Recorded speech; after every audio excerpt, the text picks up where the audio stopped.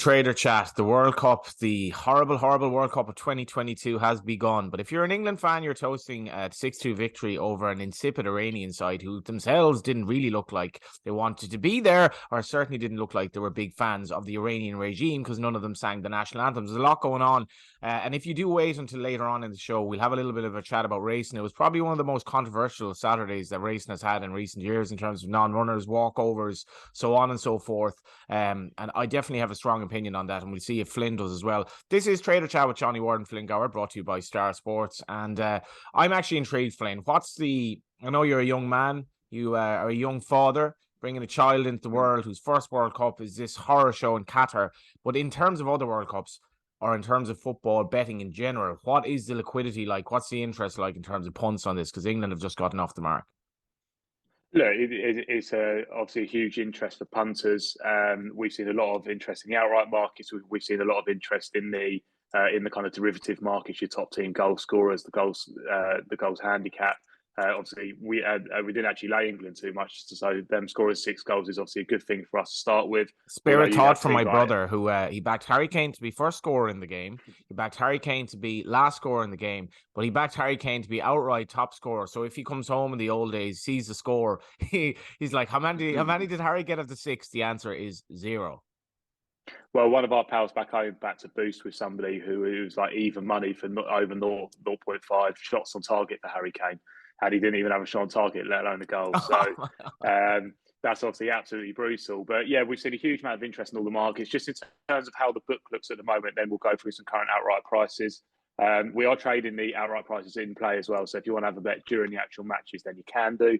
In terms of the book, we obviously laid that very big bet on Netherlands, 100,000 at 12. So they're obviously still a loser for over £1 million. England would be our next worst result, but they're obviously a small winner in the book. We were top price England. That was kind of our big promotion before the tournament. So I shouldn't really be wearing an England shirt, but because they're a winner in the book, it's okay. England's obviously shortened up a little bit into 7-1. After that, we were kind of 9-1, 17-2 type of prices before the tournament. Then Portugal would be the next worst. Then Uruguay, then Spain, and then you're on to your kind of bigger price one. So that's how we go. But Netherlands are the only loser in the book for us in terms of the outright. In terms of the betting, 130 Brazil, they've just kept shortening in the lead up to the World Cup. They were 9-2 maybe about a month ago, and then I think they're about 4.8 on the machine. So they're shortened right up. They're 130 Brazil. Argentina 5-1, and more mover in the market in South America for Argentina. England in there at third in at 7-1 after getting 3 points already. France there at 8-1. Spain 17-2, and then you're 9-1 the Netherlands. We are slightly under the Netherlands as we obviously laid the very big bet. So that's where we're at in terms of outrights. Just want to spin through our offer. We obviously had the offer which was before the tournament to back a team in the outright, and if they go out for the quarterfinals, then you'll get your money back up to a nifty. But we've got the Too Good offer which runs through the World Cup, where we'll pay your bet out as a winner if your team goes 2 goals up at any stage of the match. So you would have been getting paid out on England very early. That's for a max stake of £200 or to win £1,000 as a maximum. So whichever one kind of hits first. But look, we've got these matches coming thick and fast. We've got it all priced up on site. We've got the World Cup hub, which our content team has worked really, really hard to get up. We've got the match previews. All the outrights and specials are detailed on there. We've got prize competitions. We've got a meet the trader piece, which has an article with our traders here in the trading room. So there's kind of loads to get stuck into with us here at Star Sports for this World Cup. And that's where we're at. We've obviously had a couple of games so far. We've just had England-Iran. Weren't any huge bets flying around on the actual match winner market. England, as you would expect, were a small loser in the book.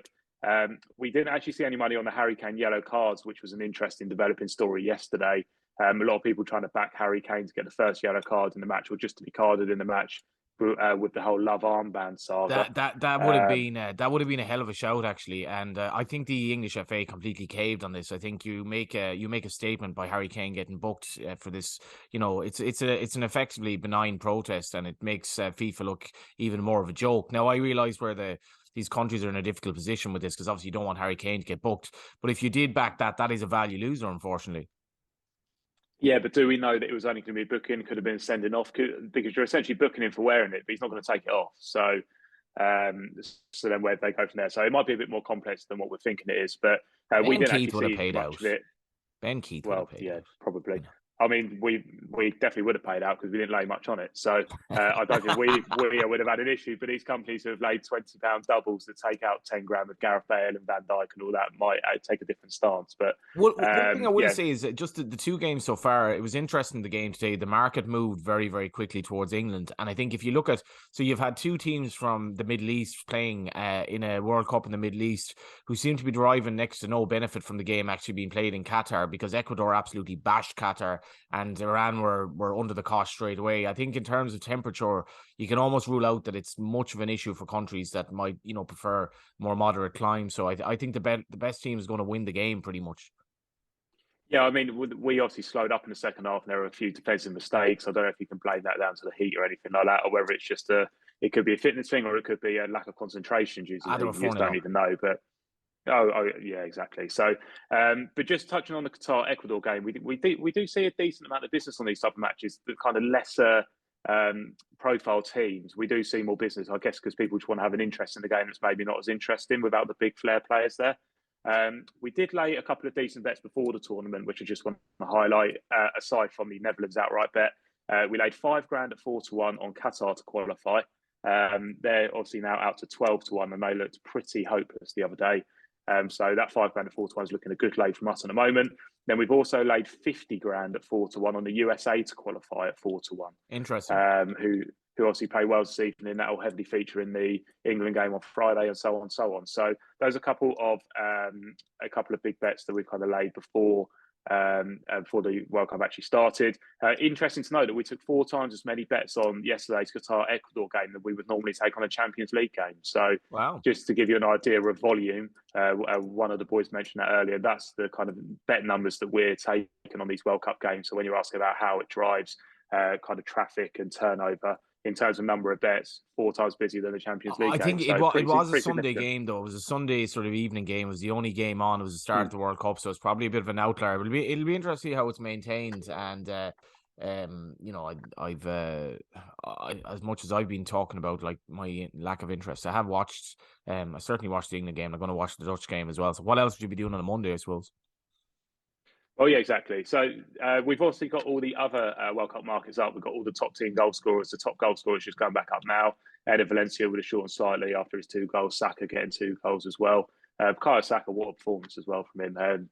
I was having a bit of a laugh and a joke with Dave, our head of trading here, because he's not his biggest fan, but obviously an absolute worldie of a half volley. And then some other good performances from the youngsters. Jude Bellingham put in a fantastic performance. I thought Declan Rice was potentially a little bit off it. I thought Harry Maguire was very good until the second half, and he dropped off a little bit. So some really, really good performances in there. Raheem Sterling played well as well. So it's all positive for the England boys going forward. But if you just check out all the markets on the Star Sports site, there's loads to get stuck into there. And if you wanted to have a bit of fun, there's some slightly different markets as well. But that's everything World Cup so far. Obviously, 2 games so far. We've got one kicking off in about half an hour's time, the Netherlands game. A lot of people were getting into Depay for top goal scorer and top team goal scorer, but he's Don't not start. starting this game, which is interesting. So it's Steven Bergwijn starting up top, and then you've got Gakpo in behind, who was a bit of a wise guy selection for top team goal scorer, shortened into around 5-1 from around 12 Gakpo, who's obviously been playing very well for his club. So interesting one to watch out for there. And then you've got Bale versus the USA tonight. Yeah, so just I think my take on it, if you are opponent going forward, is that the best team. It looks like a World Cup where the location doesn't really matter. Latin American teams have a terrible record in World Cups, for example, in Europe. To me, it just, if you were backing a European team playing in Argentina, that's one thing. I don't think it's much of an issue. So I'm taking the view. I'm backing the Netherlands. I think they're just a better team than Senegal, and they should win. But maybe by the time you're watching this, it's another Johnny Ward loser. Speaking of losers, they were the punters on Saturday, essentially at Ascot. Flynn, I was fascinated by this. I was busy on Saturday, so I was kind of missing a lot of the race, and I was tuning in then as the day went on. I was working on the radio. And the Racing Post's front page yesterday on Sunday was stark in terms of how dismal a day this was for racing. I went to Mallow then, funnily enough, and there were some keen on runners. There are also keen on runners in Punchestown, and that really did take the gloss off it. But it was nothing like Ascot, where, if you were a punter, say if you happened to be a punter who came over from Ireland, you basically did your dough because you didn't get anything like the experience that you wanted. But the bottom line here is that if I'm Nicky Henderson or if I'm Alan King, I have to look after my horse here. This is a welfare issue. The ground is completely different because we've had a drought and the ground is drying out too quickly, and they have to make a call in terms of the welfare of their horse. It's sad, but I think that's the reality of it. What did you make of it? What's the solution, Johnny? There's no real solution in terms of if you have to water ground to the extent that race courses have had to because of the drought this year. And now, they're saying, I think Chris Sickles is saying, like, the watering, say if it rains now, the ground is just smothering it up straight away. It's gobbling it up, and it's next to impossible, bar like throwing the river at it, that you're going to get proper soft ground. And if you haven't gotten rain for months and months and months throughout the year, and you're watering to try and keep it even good, it's impossible to just artificially create it to be the all winter ground. This is climate change. This is essentially climate change because it's not raining enough anymore, and the ground staff have an impossible task. The years going forward, we're going to have issues with the amount of water you can even use to water, which is already becoming a story for some of the courses. It's very difficult for the trainers, but if you're not going to get proper soft ground, and if you think it's going to hurt your horse landing off a fence, and he's going to be jarred, which Alan King says a lot of his horses come back from Ascot are, what are you going to do? Yeah, well, it might be a case that maybe these race courses have to start preparing the ground earlier. I mean, when we go to Royal Ascot in June, and if you have a look at the kind of chase track and hurdle track, I mean, it's like a desert. It's like completely brown. I know that there's obviously an issue with using irrigation systems in the summer and stuff like that, but maybe that could be looked at just in terms of preparing the ground a little bit earlier, just so it's not so hard to get some water into it, and it's not just right at the start of the season. Or they have to look at kind of times of when we do race, because if there is going to be a change in shift from trainers not to run their horse on this type of ground, I saw IC tweeting some stuff out this morning about when Nicky Henderson's won with horses and good to firm and good and stuff like that. Whether it's actually that type of ground is another question, isn't it? But just in terms of how it's printed, it says good to firm. So there's obviously a change in tact with these really expensive, really high profile horses where they don't want to run them. So something needs to be done, but maybe preparing the ground slightly earlier could be one of those things. But look, it's not a great spectacle. It's not good for us as bookmakers either, because we want to lay a spread of horses. We don't want to lay one or two horses in a race, and they're very unattractive races to bet in. I mean, the Cool Cody St Calvados race, that was a complete non-event to bet in. Goshen brewing up a storm race was okay, but again, you're only really laying two horses there. And then you're looking at 2-1 favourites, a walkover. So obviously we didn't take any business there, and punters couldn't do any business. And then you had an 8-13 favourite in a free runner race to start things. So from a bookmaker's perspective, it's not good. From a punter perspective, it's not good. From a racecourse perspective, it's not good. It's no good for anybody. So something has to be done. We need to see some common sense, and we need to try and do something here to rectify it. But there are clearly too many races, right? That this is full stop. There are too many races. The Morgiana for me was a non-event yesterday to a large degree. It was a race that I took very little interest in. 1, 2, 3 for Willie Mullins. Willie Mullins himself scratched horses at Navan a couple of weeks ago on the Fortria meeting because of the ground, and there wasn't much made of that. It's effectively the same thing. And if you've so many small fields now, we just have to we have to compress the actual calendar itself. But the issue of ground going forward, if you have to water ground all year to ensure that it's winter soft, I don't think that's viable anymore. So I don't know if you start racing later in the year. Jumps racing in Britain is going to be under pressure because of climate change, because it's very hard to get soft ground the way things are going this time of year. And I'm not sure what they can do with that.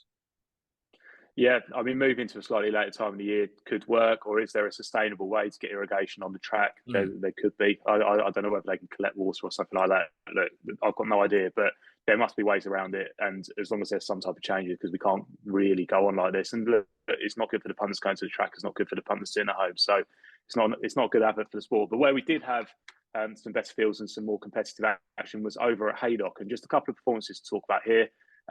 Firstly, I want to touch on Hitman in the graduation chase. I thought he was very good here, Hitman. I thought he was good in the old roan. I know he didn't go and win it, but I thought he was decent in that, and I thought he was very impressive here. A lot of chat in the office saying he's a grade 2 horse, but I think he could be a grade 1 horse. So keep an eye out for Hitman going forward. And then we need to talk about the Betfair chase. Thoughts on Aplutar? I mean, nothing has come to light. There was talk about the ground. It might have been an issue. I really don't know. He definitely wouldn't have been for me at the price in relation to, I know a guy who actually travelled over, I think, from Ireland to see how fit the horse was with the view to having a better lay on him on the day. You couldn't back him at the 2-5 or 1-2 that was available. And that's not saying that in hindsight, because there were worries about the ground, but it was listless. And Henry de Bromhead had a press launch tomorrow night. I didn't make that, but I'm sure he's mystified as well. Maybe something came to light, but I haven't heard it. Yeah, possibly. He's out to 6-1 now for the Gold Cup. We are fairly on the short side. I'm actually taking the view that I think there was a bit of an overreaction. One firm's gone 12, which I think is just a bit madness, really. 12? I've always viewed, 365 at 12. There's a bit of 8 out there as well. That's mad. 365 at 12. There's a good bit of 8s out there. I'd be a big fan of going against the crowd when you've one bad run. 12-1 is madness. It means one bad run. I agree, and I also think he's just quite a hard horse to get right. Whenever I think he's going to get beat, he wins, and whenever I want to back him, think he's a certainty, he gets beat. Like it was it the Ryanair? I thought it was a certainty in the Ryanair, and he got beat. I couldn't have him in the Gold Cup because I didn't think he stayed in the Ryanair, and then he went and won that. And I think I took him on in the Betfair Chase when he hacked up, and then I thought he'd win the other day, and he got beat. So he's just such a hard horse to get right that whenever I expect him to go and do something, he'll just go and do the opposite. And if you take him, I mean, we're obviously under that because that's my opinion. We're 6-1. But he tends to be right on Cheltenham Day. In fairness, he tends to be right for Cheltenham. Well, yeah, exactly. And he was so impressive in it last year. So he's 6-1. Galopin has jumped into 5-2, who's actually been shortening for the King George. But I think that's just a fact that he got an entry as opposed to he's going to go there. Tornado Flower also short for the King George on the back of his performance in the week. I think he came second, didn't he? And he did. Just a Blue Lord in the Clonmel Oil. Yeah, good performance. Yeah. I can't really understand Tornado Fly's price for that. I thought it'd be much shorter. I think he's into around 6-1 now, but I thought he'd be vying for favouritism if they get there and Galopin Des Champs doesn't go. Protectorat we need to talk about because he actually won the race, which was very impressive. I don't think he did too much more than what he would have done in the race last year, to be honest. I think he has improved. I don't think he's ran to an RPR of 177, which they've suggested here, because he's being out to Ryder Wallin by 11 lengths. But 10-1 for the Gold Cup for Protectorat, I think is pretty fair. And then you are 16-1 bar after that. So those were the two big races from the weekend. I guess we need to talk about the Morgiana very briefly, which is obviously on Sunday. Any thoughts on State Man? Was there a bit of an overreaction for the champion hurdle? He was grand. I mean, he sort of did more or less what the market expected. Tiapu taking out the race made it even less, of a race. I think Sharjah was below his best. He made hard work of beating Saldi, who was totally unfancied. So I don't think we learned anything here. No, I mean, even to be honest, I don't think he was overly impressive. He just did what needed to be done. I'm not sure Sharjah would be 100% fit. He'll probably go to that race that he wins every single year. I can't remember where it is. Is it he wins that race every single year? The festival hurdle, I think. Yes, that he wins every year at Leverstown. Yeah, and he will obviously go back there with a good chance. Yeah, that's it. 29th of December, the Matheson, is that right? Yes. So I'm assuming that'll be his day. And State Man, look, I'm sure State Man wasn't massively forward, but I'm sure that he was professional enough to get it done. Into 11-2 for the champion hurdle seems short enough for me when Constitution Hill looks an absolute monster and you've got Honeysuckle in there. Vauban could be the one that maybe doesn't go on this year. Just reading the vibes from Willie in recent interviews, he's probably the one that's probably going to struggle this year. I'm not sure what they're going to do with him. But when you get outside of that, you are struggling for a bit of class here. You go into Piper, I don't think he's going to be good enough. So Gerhard probably won't go down this route, I'm not sure. Epperton might go down the Mayor's route, especially if they've got Constitution Hill. Then you're on to Mighty Potter, who's chasing, Appreciate is chasing. Bob Ominger looks to go to Stayers route. Then you're on to Nappers Hill. So outside of those first 3 or 4 towards the head of the betting for the champion hurdle, there's not really a huge amount going on, is there? One horse I just would give a mention to you, the champion hurdle. I'm probably coming around to the opinion that Constitution Hill will probably be just a bit too pacey for the mare if he does turn up. But just a horse I would give. God, I'm very surprised at this actually. Just looking at the champion chase bet, and I did mean to look at this after. I thought Blue Lord's performance in the Clonmel Oil. He's available at 33s. I'm not sure what's price is Star Sports Blue Lord. This was a mess of a race in the Clonmel Oil for him. 25. He's 25. I definitely back that. So fair enough. Honor Jameen was good last year, but Shishkin was pulled up. And Blue Lord, Willie Mullins has spoken of him as a champion chase contender. He barely got to 2.5 miles. His jumping was spectacular. The way he travelled, he's so powerful. I think he's going to make into a very good horse this year. And that would be my anti-post lump on each way at the moment. It's just such a stacked race, isn't it? I mean, even Greener's team was good the other day, wasn't he? Good weight carrying form. So it's such a stacked race. In terms of what to look forward to this week, we've also got Newcastle the weekend, the 5th hurdle. We're not actually going up with it just yet because it's going to be essentially who goes to the races, who wins it, probably with Epperton and Constitution Hill, which is not really worth us going up. Yeah. So that is the main race this weekend. Just seeing what else we have on. There's a decent jumps card over at Newbury, where you got the Coral Gold Cup. So there's a good bit of racing on, but look, it's all about the World Cup this week. There's going to be plenty of games on, 3-4 games each day. Check out all the kind of specials and boosts that we have boosted on each day. We've obviously got the Too Good offer, and there's loads of content on the content side as well. So loads to be looking at if you want to visit Star Sports and have a bet on the World Cup. Yeah, and in the words of the paid for migrant workers in Qatar, it's coming home, and so on and so forth. Maybe it is coming home, although personally I doubt it. Flynn believes. That was Trader Chat. We'll be back next week.